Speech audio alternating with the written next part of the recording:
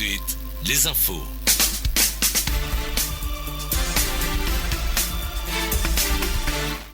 Il est 12h à Maradi, l'heure des informations sur la radio Garkwa. Monsieur, dames, nous sommes ravis de vous savoir sur les ondes de la radio Garkwa. Garkwa Info Midi, c'est une présentation de Ibrata Zainabou. Les titres du journal, les enseignants contractuels du Niger sont en grève depuis hier pour un retard du paiement de leur pécule du mois de janvier. Le détail dans ce journal. Actualité nationale avec la réduction du prix du Hajj de l'année 2025.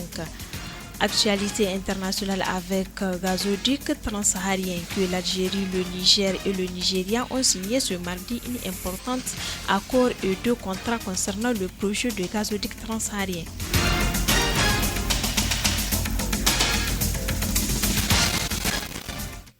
Le communiqué de l'Ordre des avocats du Niger du 12 février 2025, le bureau du Niger décide de s'abstenir de participer aux travaux des assises nationales. L'Union des enseignants contractuels du Niger a entamé une grève ce mardi sur toute l'étendue du territoire national. Elle réclame le paiement des pécules du mois de janvier et exige de meilleures conditions de vie et de travaux pour ses militants. Pour plus de détails, écoutons Boukari Hammani, secrétaire général du bureau exécutif national de l'USN. La grève a commencé aujourd'hui, le 11 février, que nous avons décidé suite au non-paiement du pécule, de déposer nos craintes jusqu'à satisfaction. L'objet de cette grève est consécutif au non-paiement du pécule de janvier, date du 10 février 2025.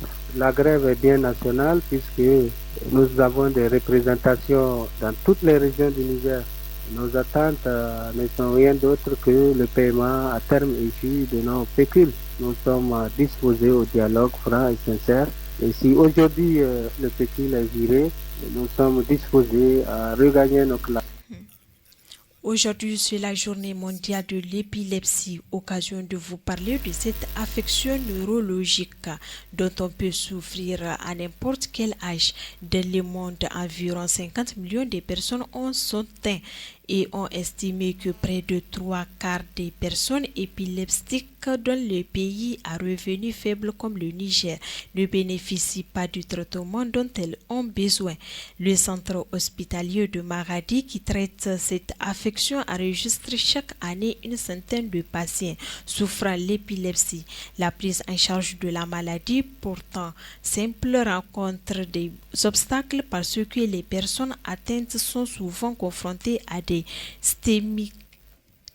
stigmatisations et à la discrimination. Reportage Ali Abdou. À l'hôpital régional de Maradi, c'est le service psychiatrique qui s'occupe des cas d'épilepsie. Le traitement consiste essentiellement à la prise de médicaments. Pour stabiliser les crises épileptiques, le traitement est depuis quelques années devenu simple et moins coûteux. Selon Harouna Abdoulaye, technicien supérieur en santé mentale à l'hôpital de Maradi, ce sont les préjugés sociaux qui compliquent le traitement. C'est les modalités thérapeutiques qui sont difficiles à observer chez les accompagnants et les patients. Parce que c'est une maladie dont le traitement est long. Et c'est au cours du traitement que nous observons les gens, en tout cas, finissent par se fatiguer et abandonnent le traitement. Vous voyez, toute cette conception de la maladie qu'on a rend difficile la prise en charge parce que quoi que vous fassiez, ils vont partir à la maison faire le traditionnel et malheureusement le traditionnel, les fumées qu'ils font intoxiquer le cerveau et ça aggrave la maladie. Mais les produits sont là moins chers. À 3 000 vous avez un traitement de 3 mois, vous savez, c'est vraiment abordable. Âgé de 60 ans, Malam Ali souffre d'épilepsie depuis 5 ans. Son fils Mohamed l'a ramené du Nigeria où ils vivent depuis plusieurs années pour le faire soigner au pays. Comme beaucoup dans son entourage, lui aussi doute que son père souffre d'épilepsie. Certains parlent d'épilepsie, d'autres pensent que c'est l'hypertension et il y en a qui disent qu'il est victime de sorcellerie et de maraboutage. Mais jusqu'à présent, nous ne sommes pas sûrs de ce dont il souffre. Cela fait 12 jours qu'il prend ses produits ici à l'hôpital, mais nous n'avons vu aucun changement puisqu'il a complètement perdu ses esprits. Il n'y a vraiment aucun signe d'amélioration. Malam Ali, nous ne pouvons pas répondre à nos questions. C'est en ville que nous rencontrons un autre épileptique. Malade depuis 1974, alors qu'il avait 10 ans, Aboubakar se rappelle du début de ces crises. J'ai regardé un spectacle de rue lorsque cela m'est arrivé.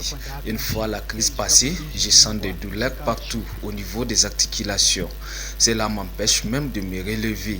Quand les gens me voient m'évanouir à cause des crises, ils me traitent de fou. Je les entends très souvent et cela me fait mal, mais ça ne me préoccupe pas pour autant.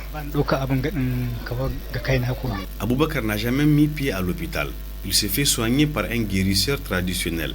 Selon lui, sans le traitement de son tradit praticien, ces crises l'auront depuis longtemps rendu fou.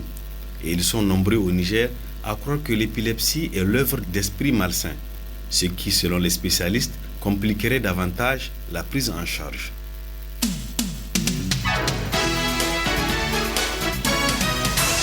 À l'occasion de la réunion ministérielle pour le suivi du projet de gazoduc transsaharien tenu ce mardi à Alger, les représentants des 3 pays ont procédé à la signature de 2 contrats et un accord entre les ministres de l'énergie et du pétrole des 3 pays impliqués dans la réalisation du projet de gazoduc transsaharien.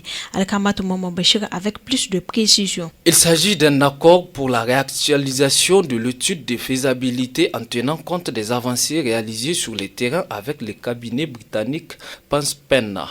En plus d'un contrat pour le partage des frais de l'étude de faisabilité pour rembourser le Nigeria qui a pris en charge le financement de l'étude en question et enfin la signature du contrat de confidentialité NDA.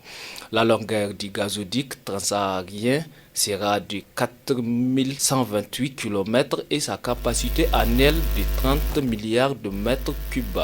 Elle partira de Ouari au Nigeria et aboutira à Hassi Hermel en Algérie en passant par le Niger. Elle devrait permettre à l'Europe de diversifier ses sources d'approvisionnement en gaz naturel d'eux. Ces accords ont été signés par le ministre d'État, ministre de l'Énergie, Mohamed Akab, du ministre du pétrole du Niger.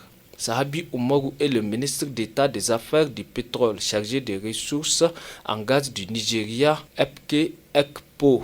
A noter que les raccordements à l'Italie et la France doivent se faire via le gazoduc Galsi dont la construction n'a toujours pas été lancée. Fin de ce journal, Ibrata Zainabou était à la présentation et la mise en œuvre technique a été réalisée par Lawali Kanta. Restez à l'écoute de la radio Garkwa. Au revoir.